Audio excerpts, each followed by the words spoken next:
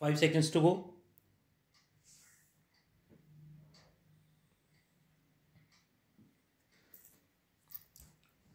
Start. Mr. Shanti Bhushan, learned senior counsel appearing for the appellant, submitted that the High Court has gravely erred in declining the anticipatory bail to the appellant. He submitted that Section 438 CRPC was incorporated because sometime influential people try to implicate their rivals in false cases for the purpose of disgracing them or for other purposes by getting them detained in jail for some days. He pointed out that in recent times, with the accentuation of political rivalry, this tendency is showing signs of steady increase. He submitted that the appellant has been implicated in a false case and apart from that, he has already joined the investigation and he is not likely to abscond or otherwise misuse the liberty while on bail. Therefore, there was no justification to decline anticipatory bail to the appellant.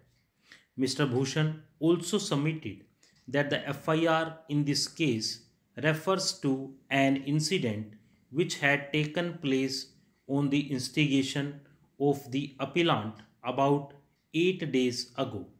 According to him, proper analysis of the averments in the FIR leads to irresistible conclusion that the entire prosecution story seems to be a cock and bull story and no reliance can be placed on such a concocted version. Mr. Bhushan contended that the personal liberty is the most important fundamental right guaranteed by the Constitution. He also submitted that it is the fundamental principle of criminal jurisprudence that every individual is presumed to be innocent till he or she is found guilty. He further submitted that on proper analysis of Section 438 CRPC, the legislative wisdom becomes quite evident that the legislature wanted to preserve and protect personal liberty and give impetus to the age old principle that every principal is presumed to be innocent till he is found guilty by the court. Mr. Bhushan also submitted that an order of anticipatory bail does not in any way directly or indirectly take away from the police their power and right to fully investigate into charges made against the appellant.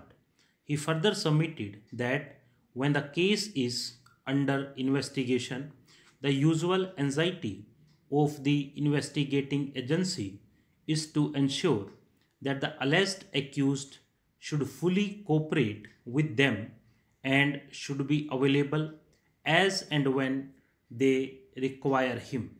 In the instant case, when the appellant has already joined the investigation and is fully cooperating with the investigating agency, then it is difficult to comprehend why the respondent is insistent for custodial interrogation of the appellant.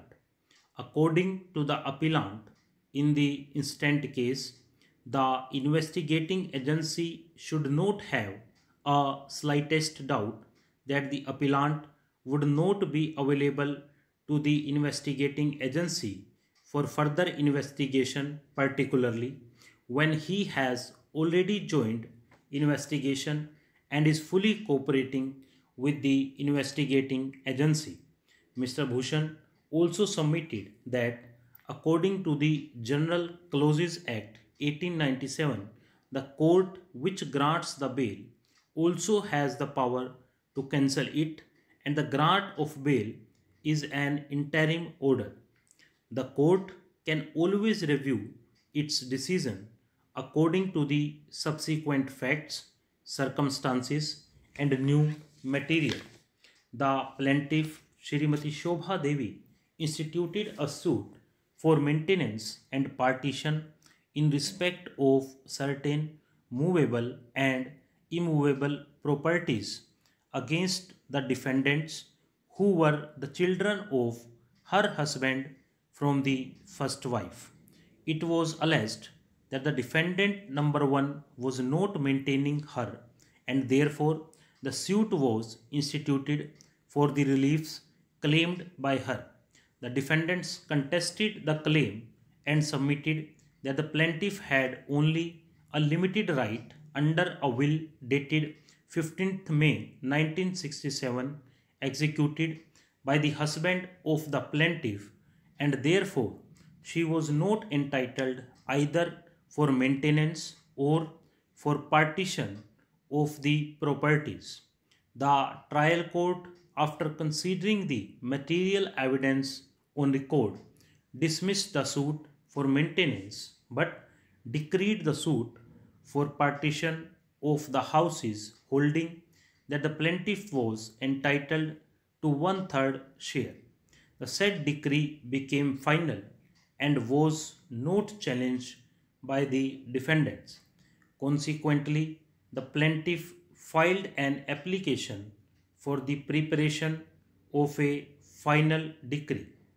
During the pendency of the execution proceedings, the plaintiff died. The petitioner, being the adopted son of the plaintiff by virtue of a registered adoption deed, filed an application under Order 22, Rule 3 of the Code of Civil Procedure for substitution.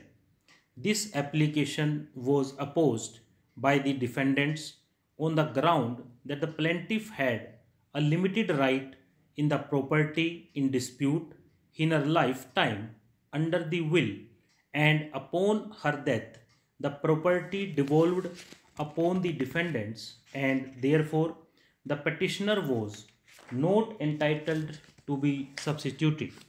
The executing court rejected the application for substitution, against which the petitioner filed a revision which was also dismissed.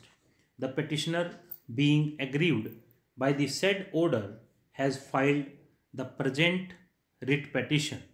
Shri Sharad Malviya, learned counsel for the defendants, contended that since the plaintiff had a limited right under the will, the decree could not be executed, since the property had now devolved upon the defendant number one as per the will executed by the husband of the plaintiff.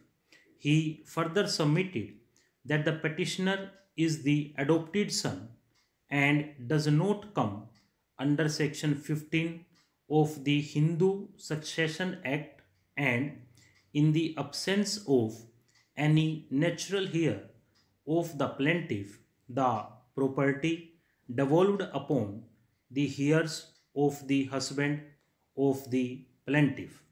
Upon considering the matter, this court is of the opinion that the impugned orders cannot be sustained, and the submission of the learned counsel for the defendants does not hold any merit. At the very outset, from perusal of the decree of the trial court, the court finds that the property devolved upon the plaintiff under the will was not prayed for in the suit filed for partition. A finding has been given by the trial court that the property involved in the suit was different from the property involved under the will. A finding has been given that the property involved under the will had been left out by the plaintiff, and on that ground the trial court declined to grant a decree for maintenance. Story.